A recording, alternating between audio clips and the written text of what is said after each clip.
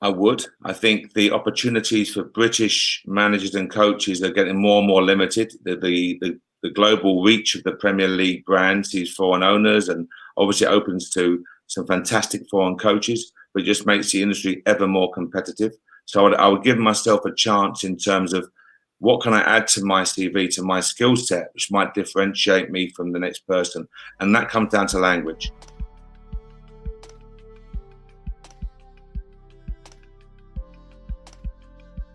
Obviously, UCFB, we deliver degrees in football and sport. Can you tell us about the advantages of formal education for people that aspire to work in the sports industry, whether it be coaching, media, or finance, maybe? Yeah, very much so. You need to have that subject knowledge, and you need to be able to give yourself the best chance of absorbing that information. As I say, the educational side of it gives you the good educational base, gives you the platform to move forward, be it through football qualifications, educational degrees, language learning, whatever it may be, to give you the added value on your CV to move forward in your chosen industry is vitally important. So I cannot support enough the importance of that educational base. Fantastic. And I suppose moving into your managerial career now, if you're starting again in football as a manager, knowing what you know now, what advice would you give yourself? Knowing what I know now, I would learn a language. I would. I think the opportunities for British managers and coaches are getting more and more limited. The global reach of the Premier League brand sees foreign owners, and obviously it opens to some fantastic foreign coaches, but it just makes the industry ever more competitive. So I would give myself a chance in terms of what can I add to my CV, to my skill set, which might differentiate me from the next person. And that comes down to language. So whether you go to Spain or you go to Argentina or you go to the state, wherever it may be, you're coaching, you're working with players, but being able to convey your message verbally is vitally important. That'd be the one thing I wish I'd done at a younger age. Great. And obviously your route into management was maybe slightly unconventional in modern football terms. It's been well reported. Just walk us through that thought process of why you wanted to leave the trading career behind, the very successful career, move into the kind of mad world of football management. No, I was not in an arrogant way. I was decent at what I did in the city. I had a decent reputation. I did well for myself and look after my family, etc. But I was a very competitive individual. I think you have to know what you are as a person. I was always very competitive. And wherever I'd worked in North Carolina, I lived in Chicago, my family, and Asia and New York. Wherever I worked, I'd coached football without any qualifications. It was in 2001. My son was 8, and going to Watford as he was a young academy player. They asked about football, and I realised about qualifications, as ignorant as that may sound. But that lit the spark. That lit the blue touch paper for me to make that move. So I'd got my competitive fulfillment from the trading markets. Very, very intense, very competitive, good days, bad days, high pressure, but you reveled in that. But I knew that I wanted something fresh. I turned 40 and I knew personally that, okay, I could carry on doing this for the next 5, 8, 10 years, retire, play a bit of golf. I hope I'm more than that. I hope I'm better than that. And as I say, once the blue touch paper was lit in terms of football coaching, that was it. All of my passion, all of my commitment, went in very much into that avenue. And obviously, in management and your previous career trading, there's immense pressure to deliver. How have you dealt with that through both sets of careers? And what mechanisms have you seen put in place to ensure staff well-being and mental health is prioritised? Great question. I think you have to understand how to deal with adversity. How to deal as a young player, for example, a young person. How do you deal with criticism? Is it constructive criticism? Do you take it as constructive, or do you immediately get the hump and storm off? How do you deal with that type of feedback? And that, for me, the city prepared us perfectly, because you could have a great month and lose everything on the last hour of the last day of the month. You could have a great year and lose it all on December the 1st.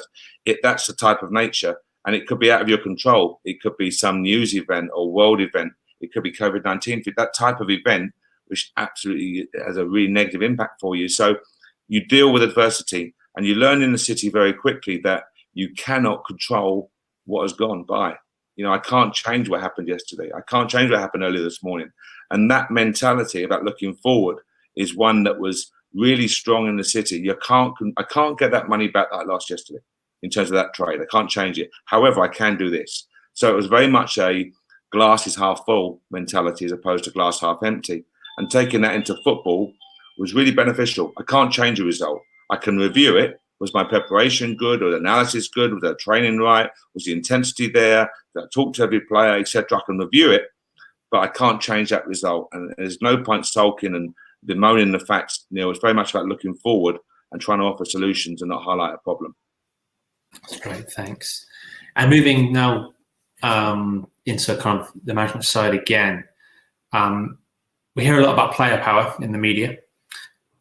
How much of it is there in the game, and do you think that it's a problem? I think player power, the media is the media. So, as I say, be very careful what you read and what you believe. But I think you're dealing with really elite competitive athletes at the highest end. And you look at the Premier League, for example, they don't get there by luck. They get there with hard work, application, maximising their talent, dealing with the pressure, the media, the demand, someone chasing their shirt. Those guys and those ladies in the ladies' game do so very, very well to get where they are now. So people should never look at them and say how they got there by good luck. No, they've worked hard to get there. But with that comes the rewards of the game. The Premier League is a global brand.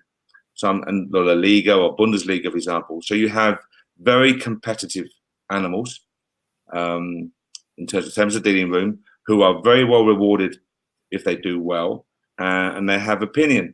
And the more, when you have guys who are extremely wealthy, women who are extremely wealthy in the game, for example, they're going to voice an opinion. So you have to make sure that you understand them. You have to give them the right environment for them to keep maximizing their skills, their attributes. You have to show them that you understand the pressures that they're dealing with.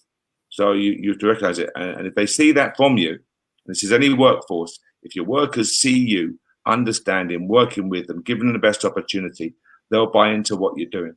But I think the player power one comes when there's conflict, when there's mixed messages, when there's a lack of leadership.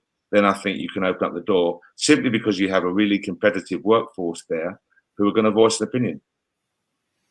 And talk about leadership there. I know you mentioned it to Neil a few minutes ago. Is there a difference then between being a leader and a boss? And what do you think is that? I think the term in itself, I mentioned to Neil that, I will see my old chief dealer, senior dealer, who I have enormous respect for. And I say, first words, morning, boss, because that's a mark of respect. But he didn't boss me around. He led. Leaders have to lead. And he led by example. He led because he had the subject knowledge. He had the talent to do the job, absolutely. He had the empathy when required. He was disciplined when required. He was consistent in his delivery. The way he spoke, respectful, his appearance, as old-fashioned as that may seem, he was there in the morning. When he walked in, you could see, and it wasn't ruling by fear. It was ruling by respect. And he absolutely demanded respect, and he earned respect. So, it's that type of mentality. So for me, he was a leader, an absolute leader. And I would never refer to him as bossing his staff. And I think it's a really clear differential. As I'm repeating myself now, but workers, senior workers, want to be led. They want to understand what they have to do. If you look at football and the world of sport, you've got those competitive individuals I mentioned to you earlier who are used to doing what they're told. They're told what time to report. They're told what to eat, what to wear, etc. Everything in their life is laid out for them. And then when they leave the football world, they find it very hard because suddenly they're on their own. And that's, as I say, if you're a leader, you make that process as smooth and as appropriate as possible, Neil.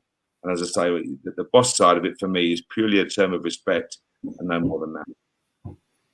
I can see over your shoulder a couple of Glasgow Rangers, bits of souvenirs and merchandise. Obviously, you spent a couple of years up in Glasgow. Tell us about managing in the old firm. How much difference is there in preparing for that game, maybe compared to another FPL fixture or BFL fixture? No, it's a great question. The old firm, I think it's fair to say, is recognised as one of the biggest, if not the biggest derby in the world. when you get to Glasgow, you realise it's an incredible goldfish bowl of intensity. But you've got this great city, tremendous city, which is literally split down the middle. And then as you travel around the country playing the other teams, you realise that they've all got their own team, but they're either blue or they're green. It's as simple as that. They've all got one of the teams, and the following is global. It's a huge following. And preparing for a game of that magnitude, you have to respect it. You have to understand it. You don't fear it. You have to be privileged, I think, to be involved in it.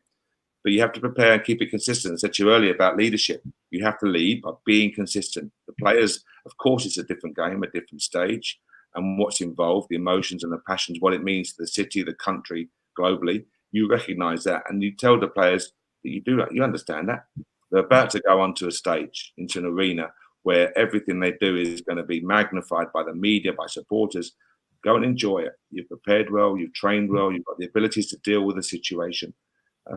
But it's that consistency, but at the same time recognising that the old firm is a special encounter. And you always say to them, listen, go and give your best or use your best. But you've got to look back and enjoy being involved in fixtures of this level, of this quality. My mother-in-law is a Celtic fan. I'm not told her I'm speaking today. So, so do you have a coach that you look to as an inspiration or a guide at all? Not so much in terms of coach. Obviously, I think that from the football world, very sadly, a gentleman called Dick Bate, who was a teacher, recently passed away. Far too soon, by the way. But he was the best coach educator, I think, in the world. And that's fair. I think it's acknowledged by so many people. Worked at the FA, managed all the England teams. But he was a teacher.